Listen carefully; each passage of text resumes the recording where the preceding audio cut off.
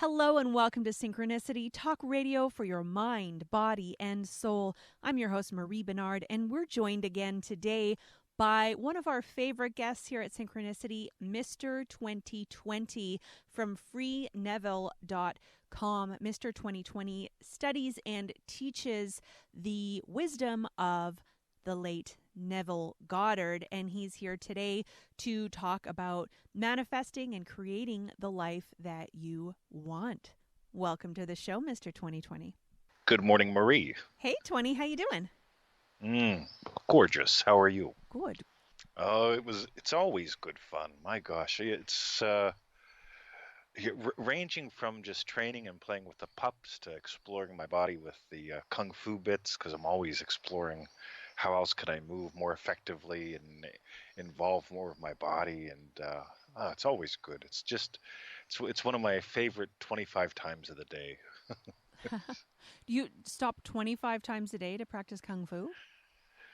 I'm probably hacking all the time. Just even when I'm boiling water for tea or going outside, just mucking with something, just seeing how else can I explore this and get this moving according to the old principles and so on. So it's definitely a passion of mine, as you can probably tell.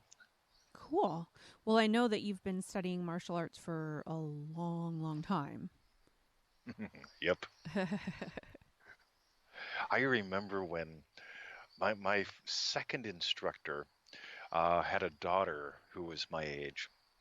And for about the first year I trained with him, he would take me to class because we lived in one town and class was like two towns over. And I remember like talking to him and just thinking, dude, wow, when I'm his age and have that much time in, I wonder what I'll know. And so I was probably 15 at the time, which would have made him 35. And so here I am as a 15-year-old guy thinking about a 35-year-old guy, what I'll know when I'm 35. And now I'm 51. So it's almost 20 years later plus 20 years later. And it's like, oh my God, I'm still just starting out, just there's just so much to do, so much to explore. And I think that's the thing we're missing in this culture for the most part. We want to skip experience and exploring, find the right answer, and get the job done. And to me, my everyday is all about experience and exploration. That reminds me of that movie. I think it was with Adam Sandler. It was the one where he had the remote control and could fast forward through time. Did you ever see that movie? No, send me a link. I think it might have been called Click.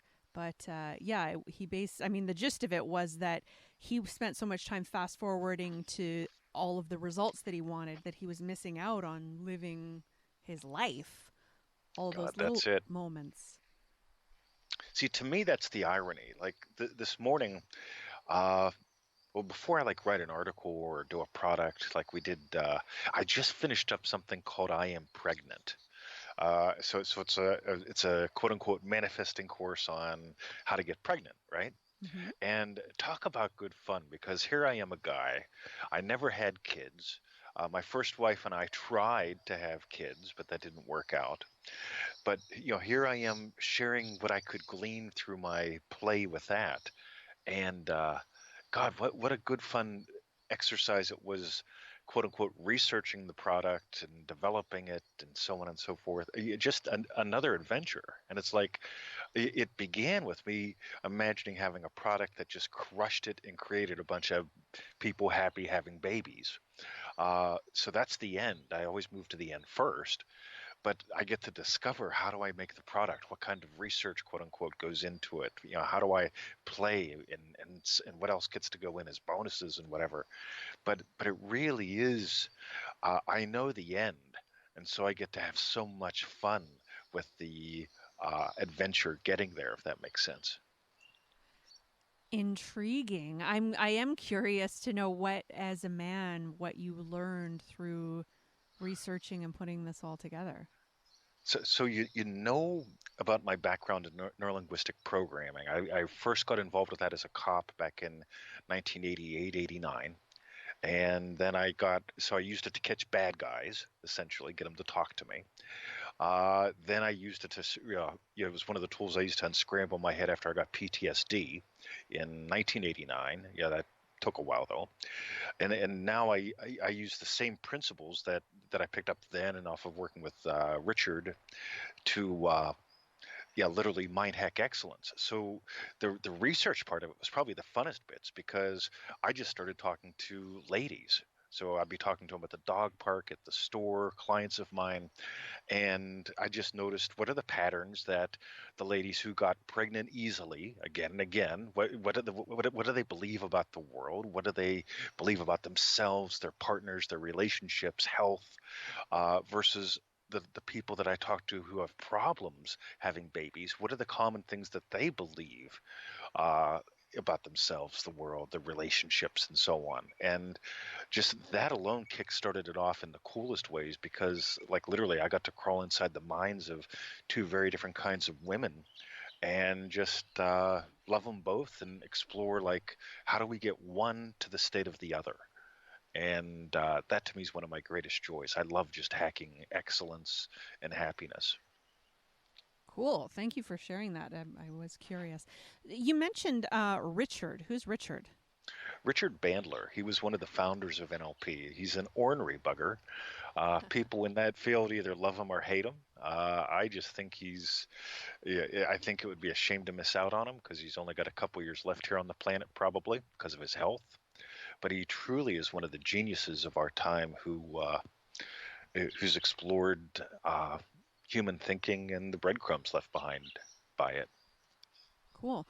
Well, in the community of spirituality, law of attraction, whatever kind of, this new thought movement, a lot of people have this idea that if you think the right things, you won't ever get sick.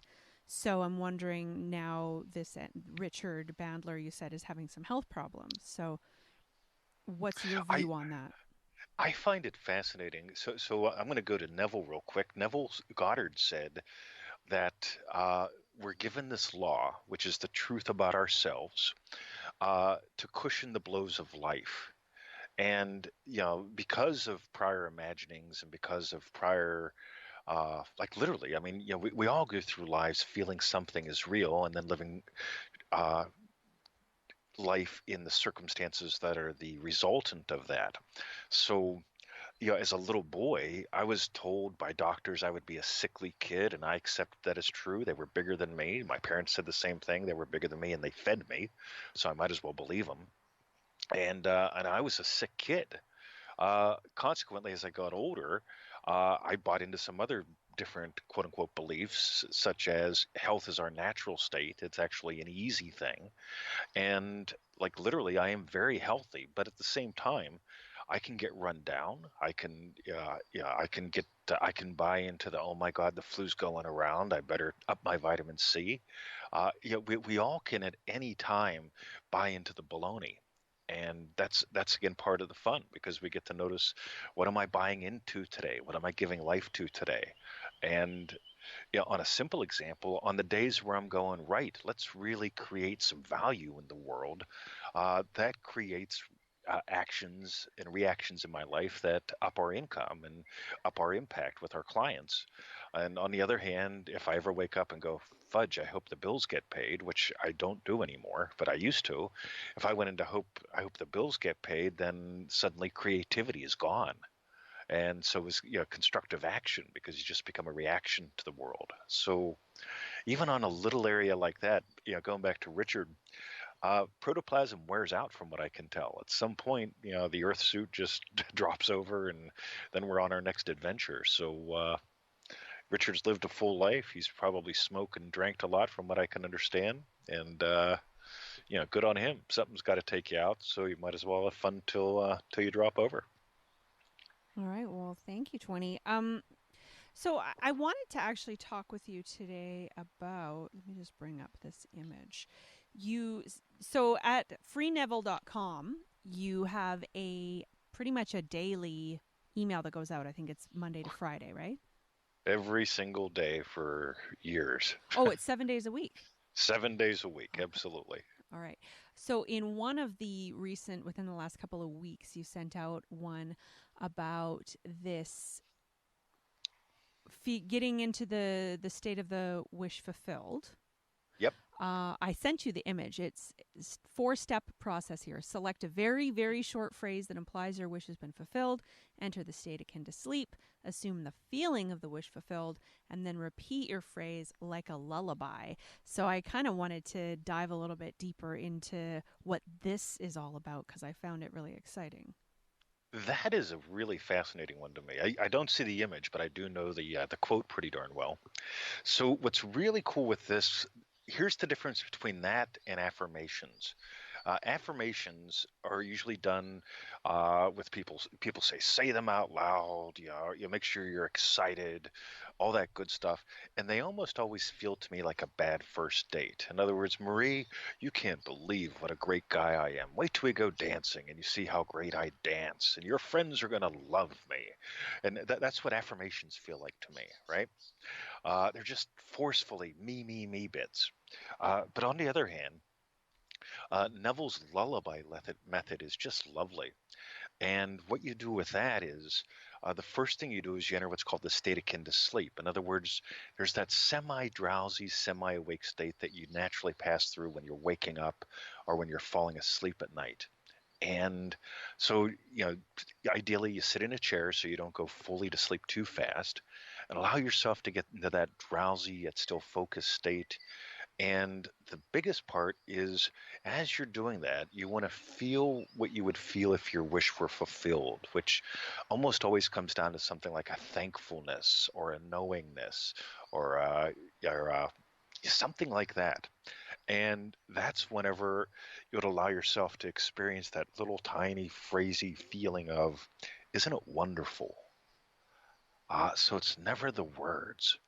Just the words are almost like the afterthought of, in police work, we called it res geste, or spontaneous utterance.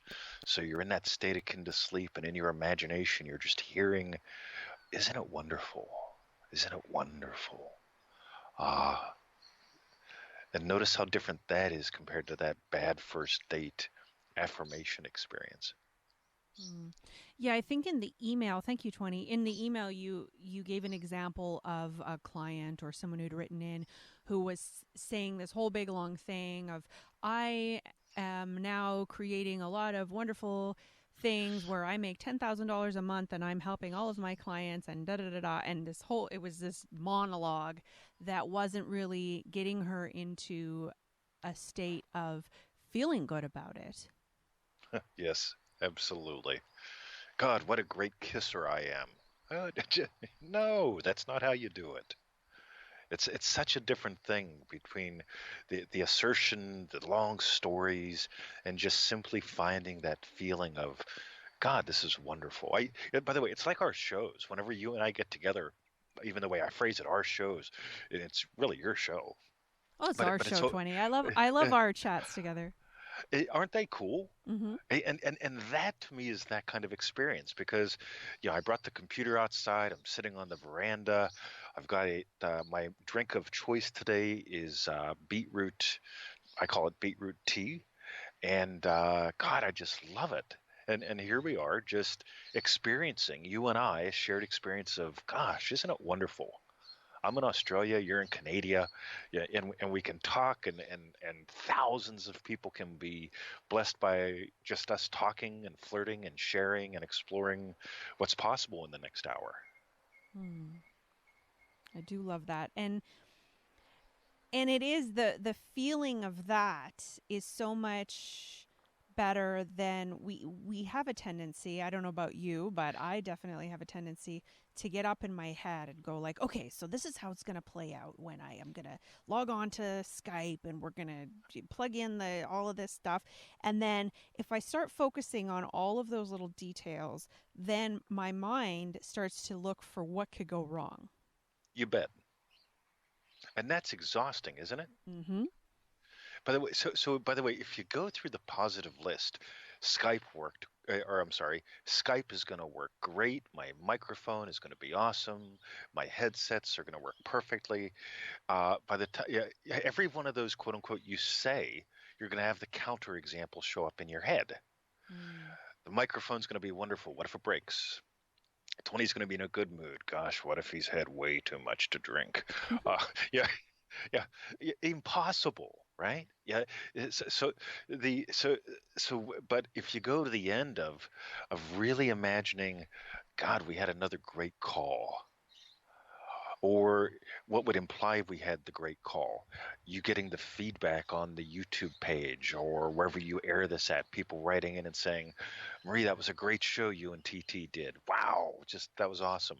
If you're imagining that feedback, then you don't have any space for anxiety about the microphone or the headsets or the computer or the internet or the thousands of things that you try to talk yourself through, instead of knowing that of course they went all right because I'm already getting the feedback for a great show in consciousness.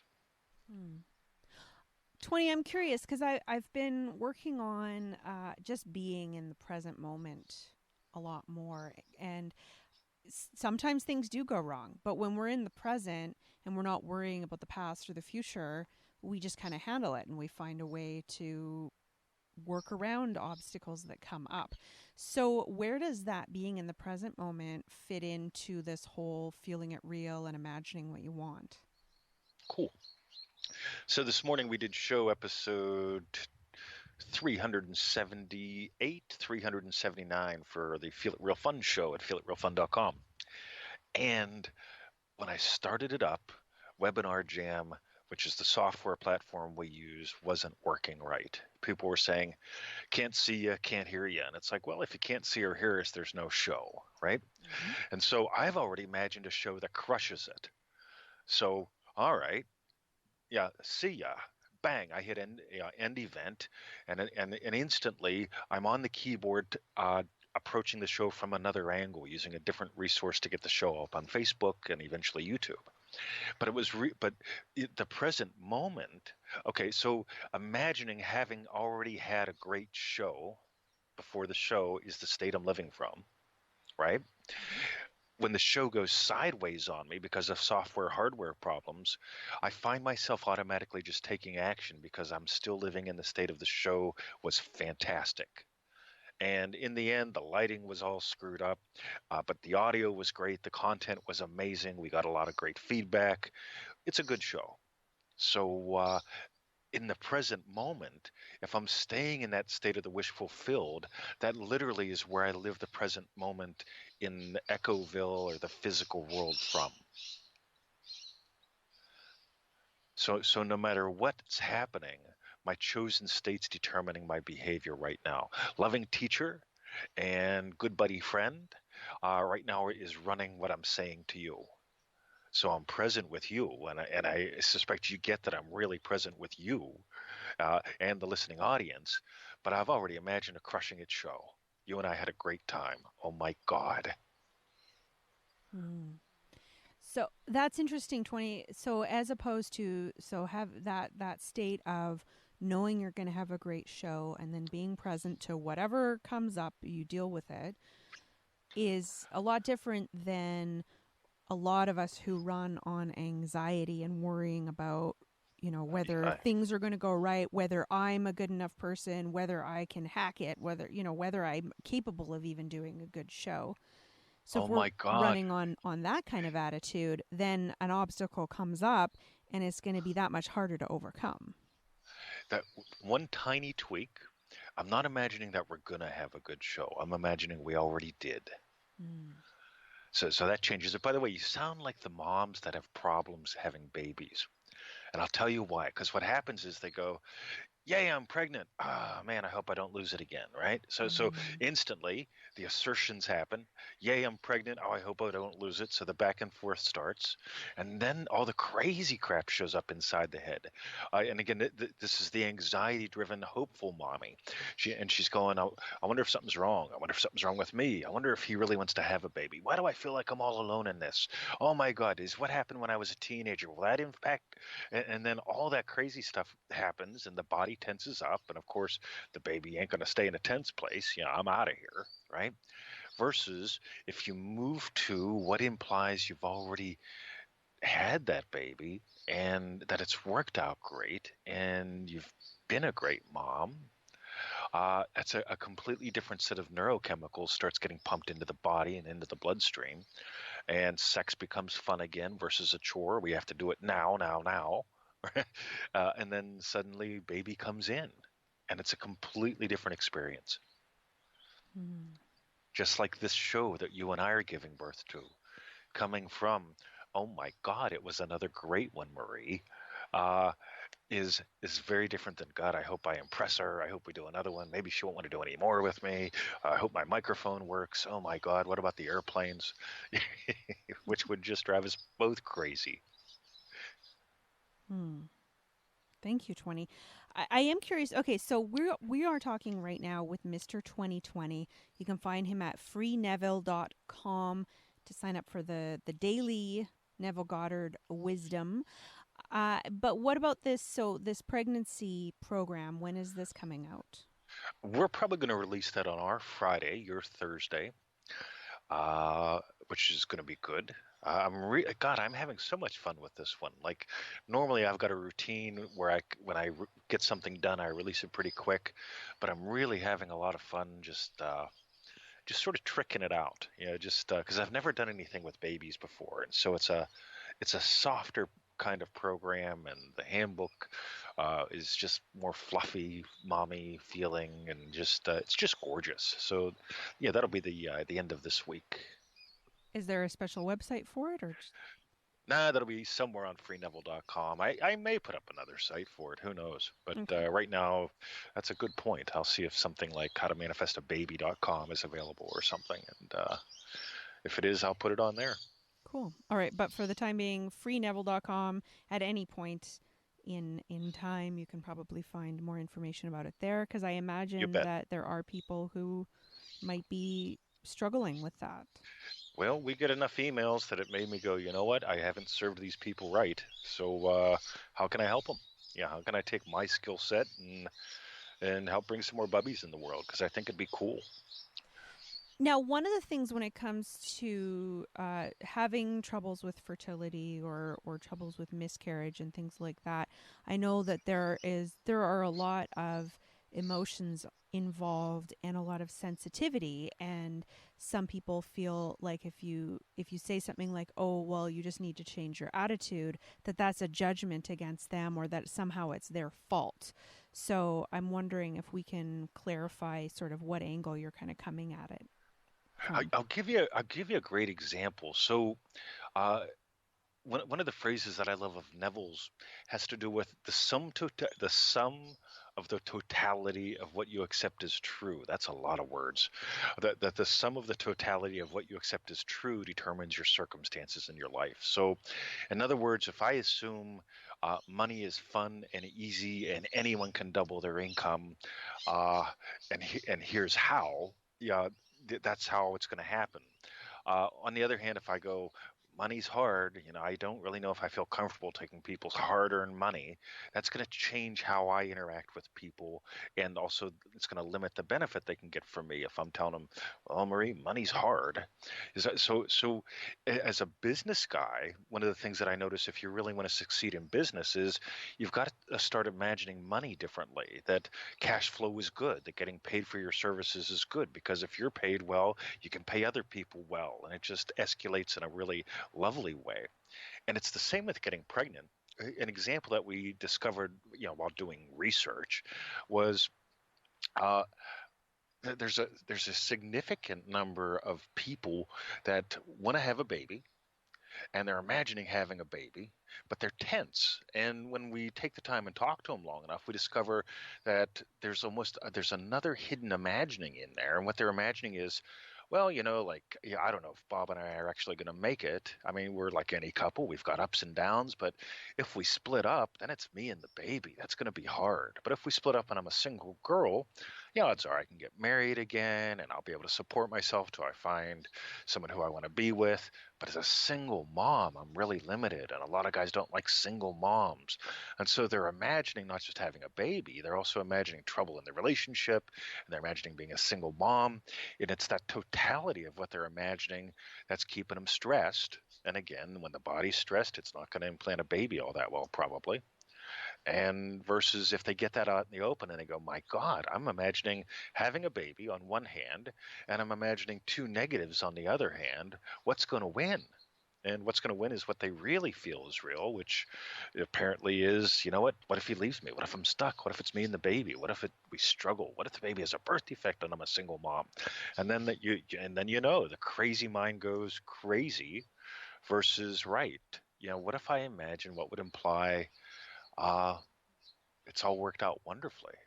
Yeah, and you move to a different point in time and you imagine something very differently that sort of settles all that down. But 20, those things do happen. I mean, people have children. I know a friend of mine from school who had a baby, and then within a few weeks, I think her husband passed away just unexpectedly. Yep, I mean, it does happen. I'm sure she wasn't planning for that. you betcha. And at the same time, we really get to notice. Uh, I've married women with kids. I've got stepkids. I'm a pretty decent guy. I know other people that have done the same thing. So it's interesting because we could really take any potential threat and use that as the reason why we stay stuck, or we can really discover, like even if something were to happen to my partner, or even, you know, you, you, I'm the guy that everything always works out for. Because I discovered when I was about 12, the biggest variable in my life is me. And yeah, I went from being that sick allergy kid who was a bedwetter that got picked on all the time and so on and so forth to God, I'm a pretty darn healthy, fun guy. I make a decent living. I help other people to do the same. And I just enjoy people. God, I was so shy, Marie. Oh my God, I would have never talked to you when I was 10 or 11 or yeah, but once about 12 hit and I started reading good things and diving into this stuff, uh, I decided, I'm the biggest variable in my life, so let's change the variable. But 20, I mean, it is natural. Even when I remember when you first started with your dogs, Yep. and you posted something on Facebook about how much you love the dog, and then you had this thought about, well, one day the dog is going to die. Yes, he is. They both will. And I get to love them every moment while they're here. And I get to do my experiments, which is like, right, I wonder if I could keep them alive for 20 years. And healthy and happy. I mean, I don't want to have them on like, you know, I don't want them hobbling around in pain. But I go right, like so if I spend a little bit of extra money on real food every day, and so on and so forth, and what if they did stick around for 20 years? Because I actually play with them a lot and let them do what dogs need to do to be healthy dogs. What if? So there's always the negative what if. But there's also the positive what if. And again, it's not about being positive versus negative. It's about getting, the biggest variable in their lives with me is me. So I'm going to imagine lovingly for these guys, and I'm going to play with them as a loving puppy dad is drawn to, and cook them chicken. They've got the most. They eat better than I did growing up, Marie. I swear to God. I swear to God. They're in there. Victoria and I prepared for them good chicken legs, the chicken that tastes like chicken, not the stuff like you get from. I don't remember chicken tasting like chicken in the U.S. the last 10 years I was there, maybe longer. But we get them good chicken, and it costs us $3 to $5 a day when we give them chicken. Sometimes we give them kangaroo, but we get them good meat, and we mix it in with some rice, and they have that with a good kibble. And God, they're lean, they're fun, they're just having a good life, and it all comes from just imagining. You know what? I want these guys to be happy and fun, and here we are. Thank you. We are speaking with Mr. 2020. You can find him at freeneville.com. And I just love speaking with you. We decided that we should do it more often because we were doing shows pretty Yeah, frequently, and then we kind of both got busy, and yeah. this is fun. So I'm glad that we've both upped our fun ratios. So this is cool. Absolutely. Oh, speaking of fun, I want to take a ukulele class. Oh my God, I have a cool. ukulele. I'm not very good at playing it. That's why I need lessons. I once had a rubber chicken. Okay. Uh, and God, I used to do the silliest things with this rubber chicken. So I don't know why I got a rubber chicken, but I got this rubber chicken and I used them as an instrument, and it was just my absolute delicious fun time because obviously I don't know if there's a right or a wrong way to play a rubber chicken. But oh my God, the fun we would have singing Beatles songs together and so on. So I commend you. Take your lessons. So if there's two hands, the right hand will be taking the lessons and doing it right, and of course the left hand will just be Marie doing the waka waka. Yeah, whatever you do, just have make sure you have twice as much fun as you do lessons. That is helpful. Yeah, because I even as long as we've known each other, we've known each other for quite a few years now, and Hmm. I still this there's a lot of seriousness of get it done right. I got to put in the work and do, and there's nothing wrong with that, but you've got to also balance it with the fun. Well, it's like yesterday's Feel It Real Fun show totally crashed, right? We had internet problems, and today there was a different kind of internet problem going on, but we were able to do the backup method to get it up. But I'm really big on serving meals to my tribe. I am just fanatical about it because I love doing it. I love the feedback. I love watching lives change. And when I can't do that, again, I want to do it right. So we get the microphone, the computer, I double text everything, and if something crashes, right, it's like, look, bang, I've already imagined a good show. We get to keep going. But there's, I love excellence, and I love excellence combined with adventure. So how do you find that balance then? God, what a goody question. I notice when you say balance, the temptation is to go right, to have a ratio 50-50, 70-30, something like that. And I sort of gave you a ratio. But for me, balance is not living within my budget, which means I don't go right. I make, uh, let's say, $1,000 in a unit of time. I don't go, how do I spend 800 so I have 200 left over? I go, right, I made $1,000 in a unit of time. How do I make two? Hmm. So how do I make two and do it in half the time and twice the fun? So it's almost like instead of thinking of a ratio as a split or balance as a split, for me balance is more like you watch the guy. Who was the guy that did all the?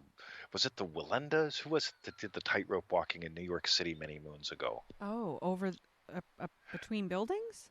Yeah, they were crazy, right?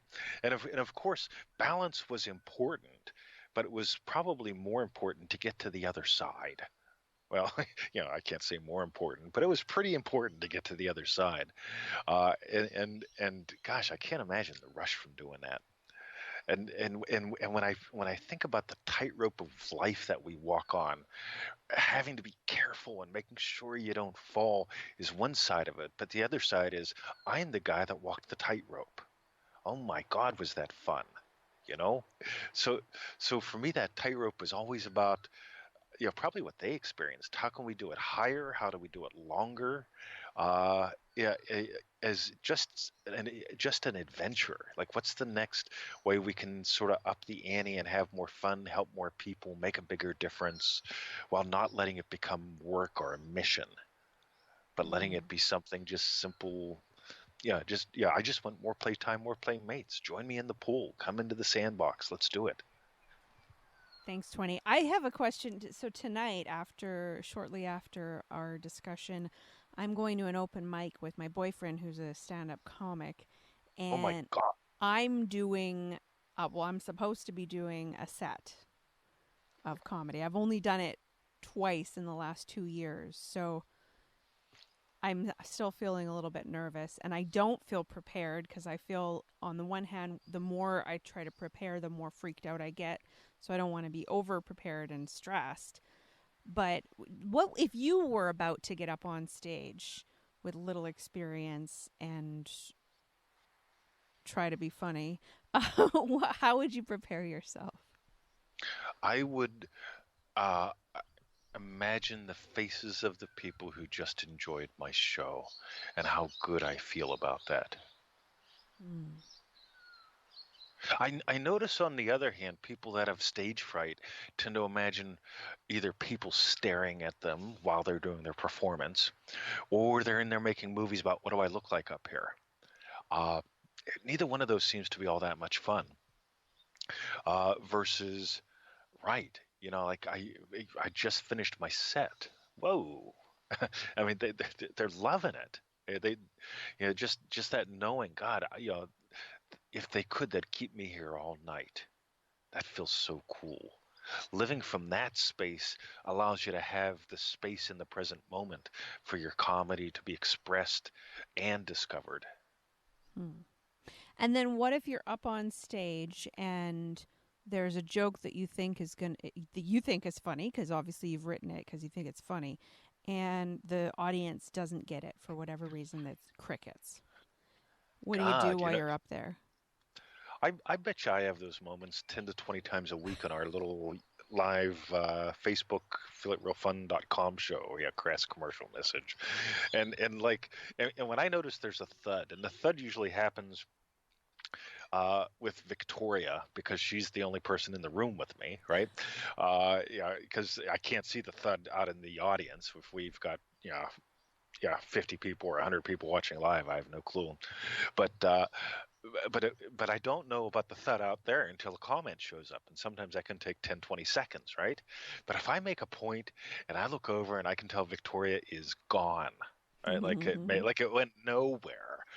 She's my primary feedback mechanism. So it's like, right. Uh, let's try again. So, whether it's comedy or serious, and as you can imagine, our show is not serious, even though it's covering a lot of serious matters in a way.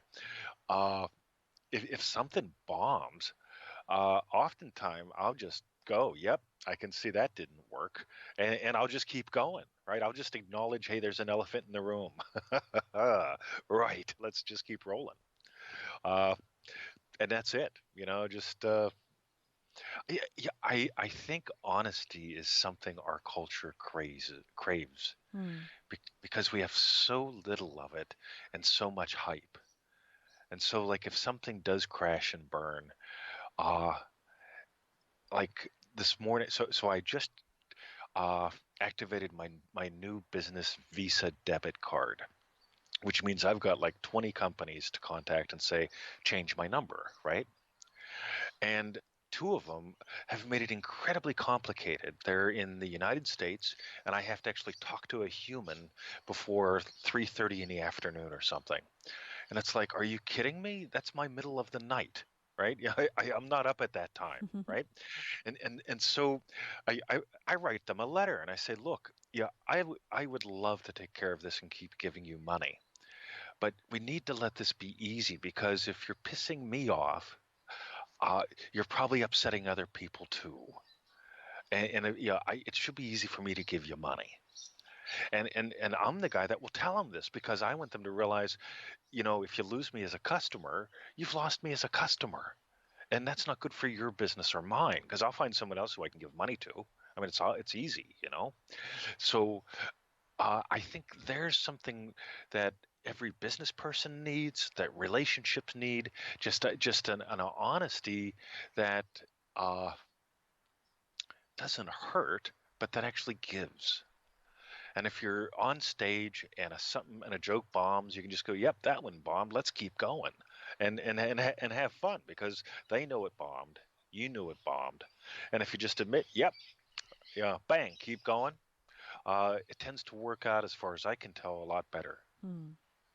Or yes, some comedians even abuse the audience, like, "Yep, obviously you guys didn't get that," uh, and keep going. But there's the acknowledgement of what's happening, uh, which is really, it's just good for everything.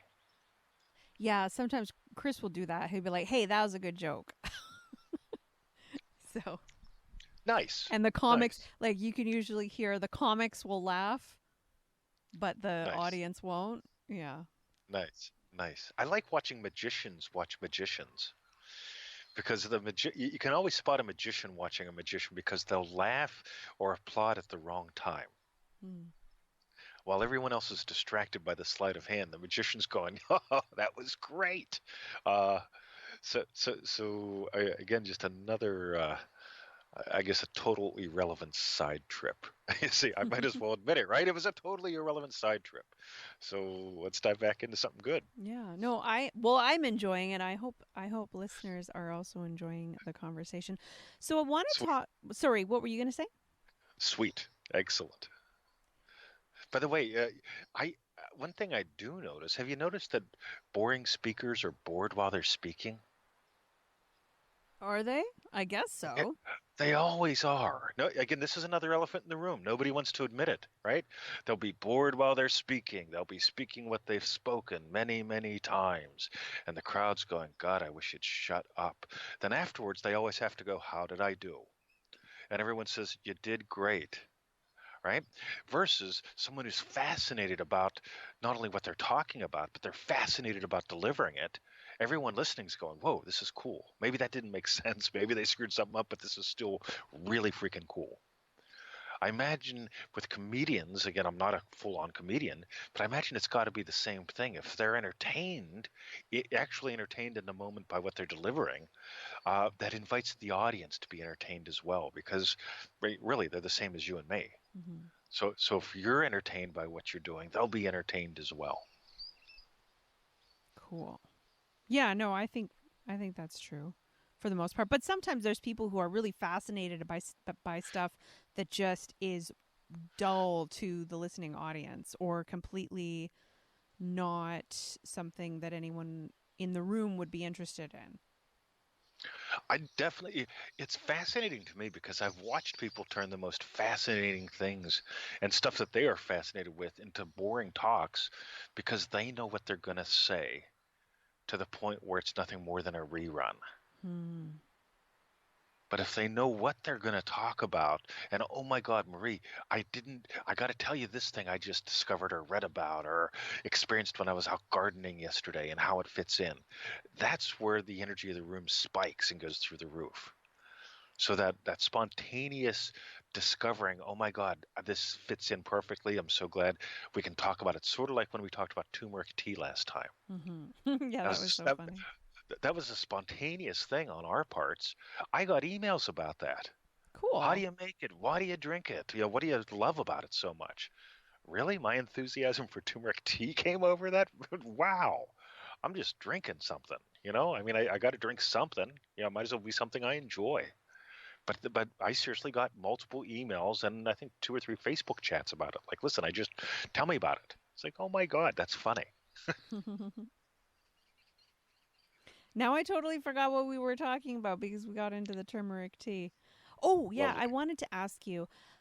I've been reading about Stoicism lately, the Stoic philosophers Marcus Aurelius, Epictetus, and a few other people.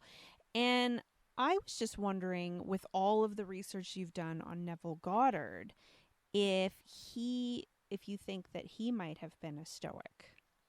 I love Tim Ferriss, and I know he loves Stoicism, but I haven't. I honestly, in this moment, have no idea what Stoicism is. So if you could give me a tiny nibble off the menu, I'd really appreciate it. Cool. Okay. Now this is my my opportunity to see if I can if I understand it enough to explain. So a lot of it is it's about just accepting what is, and it's not a matter of saying, "Oh, well, this is my circumstances, so this is how it's always going to be," but it's that being present, living in the moment, accepting what is, and then figuring out, okay, now if this is something that I don't want to live with, how do I change it? But not labeling it as good or bad, just seeing it as, well, it is what it is. Now, what's the next step? Oh my God, Buckminster Fuller invited us to notice that we're more like verbs than we are nouns. And most people go through life pretending that we're nouns and that thoughts, virtual nouns, are important, and that what's important is how many nouns we can collect or hide away in case we stop making nouns or someone takes your nouns or something like that.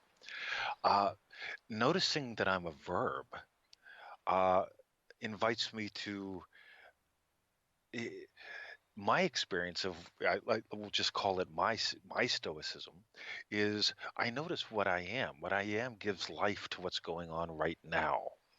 And so I'm loving this moment with you, drinking my beetroot tea this time, and just even when I'm ranting, oh my God, I can't believe these people are making it so tough for me to give them money.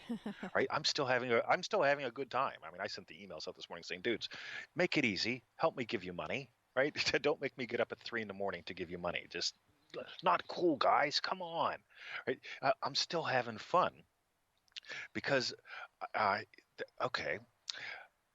Notice so far we've brought Buckminster Fuller into the equation, someone who I just adore. And we're going to give two more definitions: play and work. Work is doing something for a reward later. So you show up at 9, you stay there till 5, you do that 5 days in a row, and they give you a check, right? That's called work. If they didn't give you the check, you probably wouldn't keep going. On the other hand, play for me is defined as doing something for the joy of doing it. Hmm. And so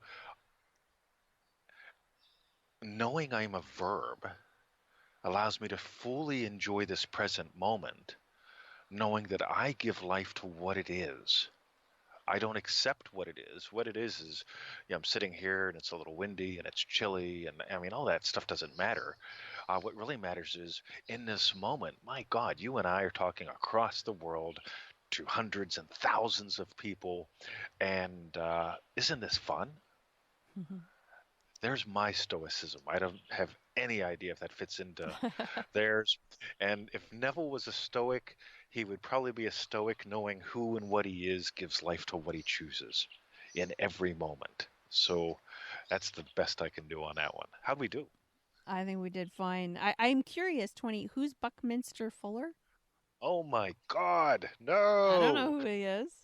So Epcot Center, the geodesic dome. You've Yeah. seen those? Yes. Bucky invented those and about a billion other things. Bucky had an existential crisis. Long story short, his life blowed. Very intentional use of the word, blowed. And he decided, I'm going to go to the lake and just walk in and die. Mm. And basically, on the way to the lake, he had some sort of experience that basically said, you don't have the right to do this, Bucky. Knock it off. And so Bucky went through his life inventing the coolest things and giving away heaps of his patents because he was just too busy developing things, hoping other people would run with them. And among those was the geodesic dome. He invented this really cool Dymaxion car. He made a map of the world that's actually structurally incredibly more accurate, but a little confusing to look at for most people. He's definitely someone worth checking out. Bucky would talk for 8 to 10 to 12 hours at a stretch and give the most fascinating lectures and didn't have notes. Hmm. So he would basically just talk, this is what I'm working on and playing with and what I think, and he would bring in everything from everywhere. And at the end of the day, people would walk away going, whoa, that was cool. Uh, so you got to check out Bucky. If you reach out, I'll send you some links to some of my favorite videos and bits about him. Absolutely. Yeah, I'll have to Google the guy. And Oh my, Richard Bandler. I'm writing down the names of like the people that you're mentioning so I can Google them, and I love that. I love when you find out about something new from someone else that they're really passionate about, and then it sparks, just like the stoicism, which I did learn about from Tim Ferriss, which is where I learned, I think, about the tea, right? The turmeric tea? Or was I it the think you did. bulletproof guy, the other You guy? you either got it from Tim or Dave. Dave They're sort of like Asprey. in yeah, they're sort of in competition with each other. But Dave's closer to you. Dave's in Canada, so Yeah, it might have been Dave. Well, I think they bought probably from both of them. I heard about it. So, yeah. Well, we have just a few minutes left on the show, 20, and I did want to ask you a little bit more about the that getting into that feeling of the wish fulfilled and the state akin to sleep, because I feel like there's still a little bit of confusion. So when you're waking up in the morning and you're in that kind of haze, that's the state akin to sleep? Yes, and you're going to be imagining something. You're going to be imagining something like, oh my God, I hope I don't get fired today, and that jerk at the office. And is the landlord ever going to fix the something? And doesn't the electric bill show up about this time of the month? I hope I kept enough lights off. That's how a lot of people wake up. I'm waking up, on the other hand, going, and we talked about this last time. Yes. Oh my God, I get to send out an email, see how many people, wrote to me last night, get ready for the morning show. Make the fire. I love making the fire in the fireplace. We still have another couple weeks of that left, hopefully. It's just good fun. So, and again, it's not about being positive or negative. It's what am I imagining my day's going to be like? What do I want to insert into my day? So while I was waking up this morning, I was imagining you and I having a crushing it show, that Victoria and I had a great time on the Feel It Real Fun show this morning on Facebook. I just I've got like 4 or 5 things that I've imagined already having gone great while I'm waking up, and by the time I'm ready, it's like boom, I'm up. I'm checking the messages, making the fire. One of us is going to make the morning coffee. Just good stuff. And that's the thing. Can you invest that little bit of time while you're waking up? And can you do that while you're falling asleep? You're doing something with it anyway. Uh, invest it lovingly, and just watch what happens. Hmm. Now, do you find though, because I find when I'm going to sleep at night, if I start imagining things, then my mind starts to go off, and then 3 hours later I'm still imagining because I'm on that thought train. So sometimes I'll have to just focus on my breath so that I do eventually fall asleep. um I don't know what my question was, but do Cool. you find that? I find if people imagine, let's say I'm going to bed and I'm imagining a trip to Pittsburgh to see my father. And so if I'm imagining a trip to Pittsburgh to see my father, I've got to imagine things like customs and getting my first visitor visa to visit the U.S. and how much money do I carry, and do I tell my bank to make sure that the bank card, and even if I'm imagining a lovely trip to the U.S., it's like, yeah, I got to tick all these boxes off, right? Hmm. Versus if I'm imagining coming home Hmm. and just resting in the feeling of, God, it was great to see my dad. And that's the only thing I rest in. Hmm. Now, odds are the next morning when I wake up, it's like, right, call the bank. See if you got to tell them when you're making your trip so that they authorize your card to be used overseas. Uh, what else? Get on that visa thing right now. Get that 10-year visa so you don't have to do it when you go to see them in 2 to 3 years later. Like those little things will take care of themselves the next day. If I'm resting in the, God, it was great seeing my dad, my buddy, my friend. Just it was good.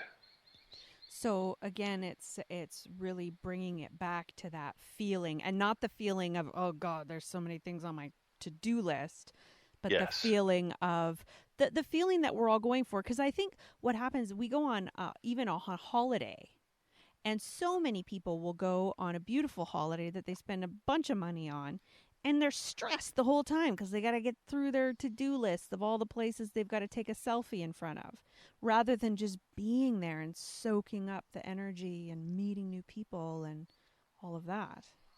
If I know it was a wonderful trip, what needs to happen for it to happen happens. My behavior, the behavior of other people. But on the other hand, if it's like, God, I've got to tick 4 more things off, Marie, and we've got to make sure it's good. If it's not good, well, Victoria won't want to come back. So I got to make sure it was good for her. Is it good for you? Oh my God, then it's crazy. Mm-hmm. Versus, God, we had a good trip. I can't wait to see the puppies. Aw. Boom. See, right there, I'm just a couple seconds. I relax while I'm talking to you. I sort of lose awareness of the physical world. I imagine seeing the puppies as I just imagine a friend of ours who takes care of our boys picking us up at the airport, and she's got the pups with her. There it is, done. Hmm. I'm Sweet. I'm just trying to, well, not even trying to. I'm just kind of soaking up the energy of this chat, but I also am aware of the time that we have. So before we say goodbye, I'm just wondering, what do you want to leave? Oh, again, we have been speaking with Mr. 2020. You can go to freeneville.com to sign up for the everyday. There's a new piece of wisdom about the teachings of Neville Goddard. And if you're interested in the baby making program, The there'll baby be making. Nice, nice. there'll be a link to that somewhere on freeneville.com as well. But what do you want to leave us with today, 20? I'm going to request that people go to a website that we have up called easymanifestingmethods.com. And you can sign up and get 7 little fast videos, one a day for 7 days. If you miss one, drop me an email and I'll make sure you get it. But what's really cool about those little tiny videos, they're about 5 minutes each, and they end with a little tiny assignment. And what they literally are doing, whether or not you believe in manifesting or not, I could care less. What they do is they teach you how to most effectively use your mind to be happy and successful. And it's just a lovely little free course we put together in the garden. Like I said, we made 7 videos and so on. But it's just a lovely little one. And the reason why I suggest that one is this. Life really is easy. The problem is we glorify struggle. And when we live in a culture that glorifies struggle, and it can be as innocent as rooting for the underdog, or, you know what, don't you feel good whenever you put $20 in an envelope to help the people who are in need? We worship struggle instead of going, right, how can I actually live a more fulfilling life? Because if you're living a more fulfilling life, you're going to find yourself consuming less crap, not needing to watch as many YouTube videos, or you drink as many glasses of scotch or beer a night or whatever. You just notice that life is fuller whenever you get, you know what, if I just run my mind more effectively, life is easy and it's more fulfilling. And that's what those 7 little lessons are all about at easymanifestingmethods.com. Just let it be, follow those little guidelines, do the tiny little homework assignments, and just keep doing them.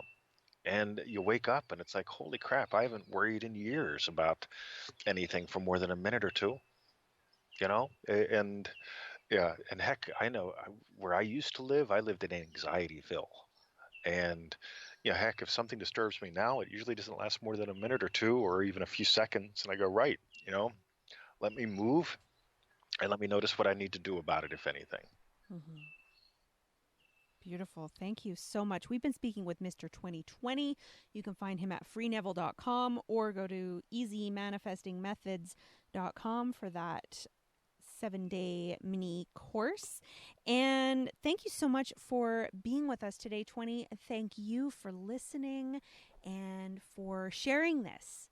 If you found it interesting or helpful or inspiring or entertaining, then share it with someone you care about. Want to send you lots of love. Be well. Namaste. Thanks, 20. That was good fun. Yeah, I wanted to ask you, how much TV do you watch? Wow. So in the past 5 years, we've managed to watch The Blacklist, The Sopranos, and Mad Men. And I'll tell you how those all came about.